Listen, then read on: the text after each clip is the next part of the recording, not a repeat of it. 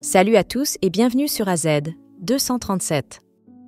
Le prêtre ne savait pas qu'une caméra le surveillait pendant qu'il faisait cela. Dans une petite communauté soudée du sud du pays, l'arrivée du charismatique prêtre américain, le Père George, avait initialement créé une certaine agitation. Les habitants étaient connus pour leurs croyances religieuses fortes et leur dévotion inébranlable à leur paroisse locale. Ils étaient sceptiques quant au jeune prêtre de 35 ans prenant la suite de leur précédent guide spirituel qui avait desservi la communauté pendant des décennies. Cependant, le style de prédication dynamique du Père George, son engagement envers les œuvres de miséricorde et son impressionnant parcours académique, incluant des études à Rome, finirent par conquérir le cœur de la congrégation. Les premiers jours de la tenure du Père George étaient emplis d'incertitudes et d'appréhension. Les habitants s'étaient habitués à l'approche traditionnelle de leurs précédents prêtres en matière de culte et de guidance spirituelle. Ils ne savaient pas si le jeune Américain énergique, avec un arrière-plan culturel différent, serait capable de comprendre leurs besoins et de se rapporter à leur mode de vie. Alors que le Père George s'installait dans son nouveau rôle, il fit de la connexion avec les gens une priorité personnelle. Il se donnait du mal pour rendre visite aux malades, réconforter les endeuillés et offrir des conseils à ceux qui en avaient besoin. Il encouragea également sa congrégation à participer à des actes charitables, organisant des collectes de nourriture pour les moins fortunés et des dons de vêtements pour les sans-abri. En plus de ses bonnes œuvres, le Père George acquit rapidement une réputation pour ses sermons captivants et provocateurs.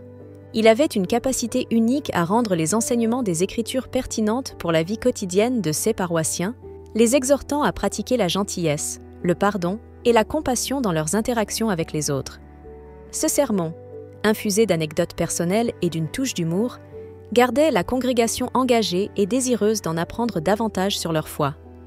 Le bouche à oreille se propagea sur l'approche rafraîchissante de leur nouveau prêtre en matière de spiritualité, et bientôt, des gens des communautés voisines commencèrent à assister à ces messes. La congrégation autrefois en déclin vit une hausse de la fréquentation, et les bancs de l'église autrefois vides commencèrent à se remplir à nouveau. La présence du Père George insuffla une nouvelle vie à la paroisse, revigorant l'engagement de la communauté envers leur foi. Au fil des mois, le Père George continua de renforcer son lien avec la communauté. Il devint un pilier des événements locaux, encourageant depuis les côtés lors des matchs de football des jeunes et participant aux repas communautaires. Il prit même le temps d'apprendre l'histoire et les traditions culturelles de la région, les intégrant à ses sermons et célébrations. Il était évident que le Père George se souciait vraiment de sa congrégation et était dédié à les servir de la meilleure manière possible. Malgré une résistance initiale, même les sceptiques les plus ardents de la communauté finirent par apprécier et respecter le Père George. Ils virent que sa passion pour son travail, sa foi inébranlable et son engagement profond envers le bien-être de la communauté étaient des qualités qui faisaient de lui un leader spirituel exemplaire. Grâce à sa persévérance et à son dévouement, le Père George réussit à unir la communauté sous un sens partagé du but et de la croissance spirituelle. Son attitude humble et terre-à-terre, combinée à sa foi inébranlable et à son engagement envers les enseignements de l'Église, inspira les habitants à vivre leur vie avec un but et un zèle renouvelés. Avec le temps, la communauté autrefois méfiante finit par adopter le Père George comme leur guide spirituel et confident. Son énergie, sa passion et sa capacité à se connecter avec des gens de tous horizons transformèrent la petite paroisse en une communauté soudée et prospère de croyants fidèles. Parmi les habitants, Laura, une veuve au grand cœur, était l'une des plus ferventes admiratrices du Père George. Connue pour sa foi inébranlable et son altruisme, elle consacrait beaucoup de son temps à travailler pour l'Église, à organiser des événements caritatifs et à soutenir les missions de la paroisse. Son dévouement et sa générosité en faisaient une figure bien-aimée de la communauté. Laura avait été un pilier de la communauté pendant de nombreuses années, et sa foi n'avait fait que se renforcer depuis le décès de son mari. Face à la tragédie personnelle, elle trouva consolation et but dans sa dévotion à l'Église et à ses paroissiens. L'arrivée du Père George ne fit qu'alimenter sa passion pour le service, car elle était inspirée par son énergie et son enthousiasme pour aider les autres. En tant que membre essentiel de la congrégation, Laura était toujours désireuse de prêter main forte. Elle était souvent vue à l'église en train de nettoyer et de décorer l'autel, d'arranger les fleurs et de préparer les prochains événements. Son dévouement à la mission de l'Église était évident dans les innombrables heures qu'elle passait à organiser des collectes de fonds, à coordonner des bénévoles et à offrir un soutien à ceux qui en avaient besoin. La générosité de Laura s'étendait au-delà des murs de l'Église. Elle était connue pour rendre visite aux malades et aux personnes âgées de la communauté, leur apportant des repas, offrant de la compagnie et partageant des mots de réconfort et d'encouragement. Ces actes de bonté n'étaient pas limités à ses paroissiens. Elle tendait souvent la main pour aider les autres, indépendamment de leur origine ou de leur croyance. La communauté admirait Laura non seulement pour sa foi inébranlable, mais aussi pour sa véritable gentillesse et son humilité. Elle était un exemple vivant des valeurs prêchées par le Père Georges, et ses actions inspiraient les autres à suivre son exemple. Beaucoup dans la communauté furent motivés à devenir plus actifs dans l'Église et à s'engager dans des actes de service, grâce à l'influence de Laura. Un matin fatidique, après avoir assisté à la messe de 7 heures, Laura décida de rester à l'Église pour prier. Alors qu'elle s'agenouillait en dévotion silencieuse, elle eut l'idée de diffuser en direct l'autel magnifiquement rénové de l'Église sur les médias sociaux, souhaitant partager la vue avec ses amis et ses paroissiens. Avec la première lumière de l'aube filtrant à travers les vitraux, l'Église prit une lueur éthérée et Laura se sentit poussée à partager ce moment de sérénité avec les autres. Alors que Laura continuait à prier et à diffuser en direct, son cœur se mit soudainement à battre à tout rompre. Elle ressentit une douleur aiguë dans sa poitrine et sa respiration devint courte et laborieuse. Réalisant que quelque chose n'allait pas, elle essaya d'appeler à l'aide, mais sa voix n'était guère plus qu'un murmure. La douleur s'intensifia et Laura comprit qu'elle était en train de faire une crise cardiaque. Elle serra la poitrine et tomba au sol, son téléphone glissant de sa main mais continuant d'enregistrer la scène. Entendant le vacarme, le Père Georges se précipita à ses côtés pour lui porter secours. En entrant dans le sanctuaire, son cœur s'arrêta à la vue de Laura allongée sans bouger sur le sol. Il évalua rapidement la situation, prenant conscience de l'état critique de Laura, et commença à administrer une réanimation cardio-pulmonaire en essayant de lui sauver la vie. Avec chaque compression thoracique et chaque souffle de secours, le Père Georges priait ardemment pour une intervention divine, afin de guider ses efforts. Pendant que le Père Georges s'occupait de Laura, le sacristain et un groupe de femmes de la paroisse entrèrent dans l'église. Ayant terminé leurs travaux dans les jardins, elles virent le Père Georges courir depuis l'endroit où Laura était allongée, et, sans prendre le temps de comprendre la situation, elles supposèrent immédiatement le pire, que le prêtre avait fait du mal à Laura. Dans un état de panique et de confusion, le sacristain sonna les cloches de l'église, alertant la ville de l'urgence perçue. Le son des cloches résonna dans la ville, attirant l'attention des habitants.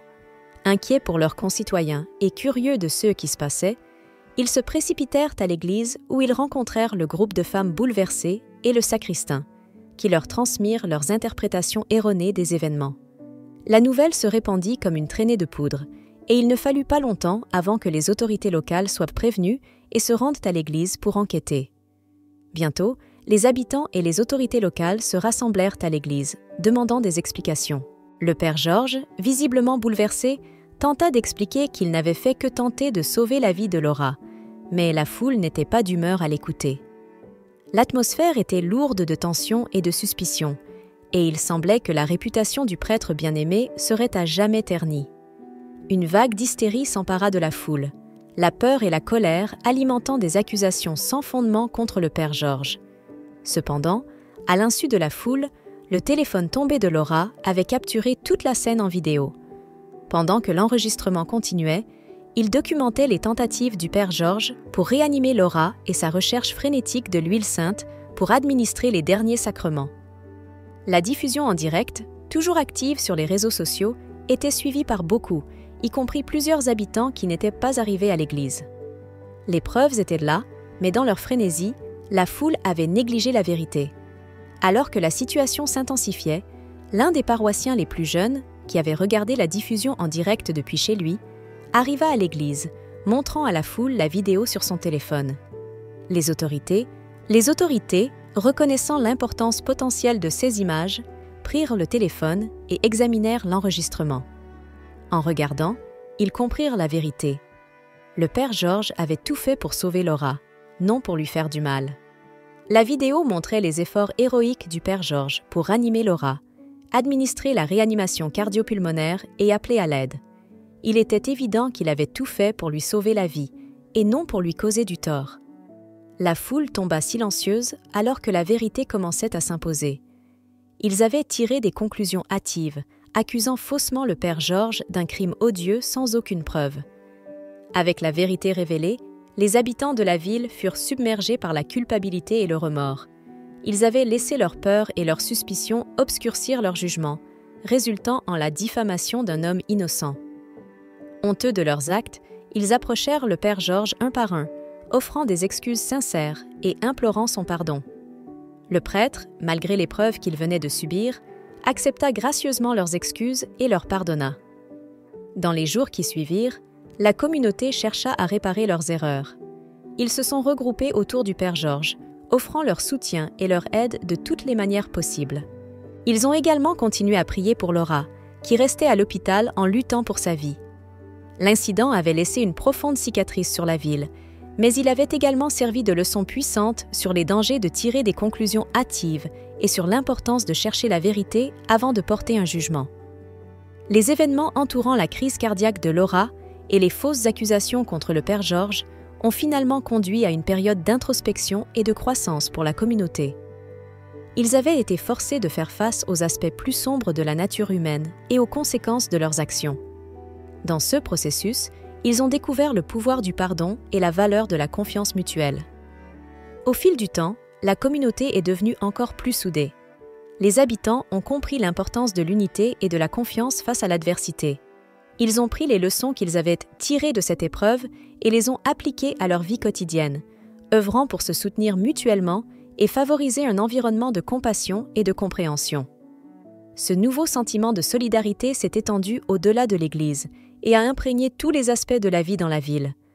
Le père Georges, de son côté, a continué à travailler dans la paroisse. Sa dévotion au bien-être spirituel de sa congrégation n'a jamais faibli. Il a utilisé les événements entourant la crise cardiaque de Laura comme une opportunité d'enseignement, rappelant à ses paroissiens l'importance de ne pas tirer de conclusions hâtives et le pouvoir du pardon.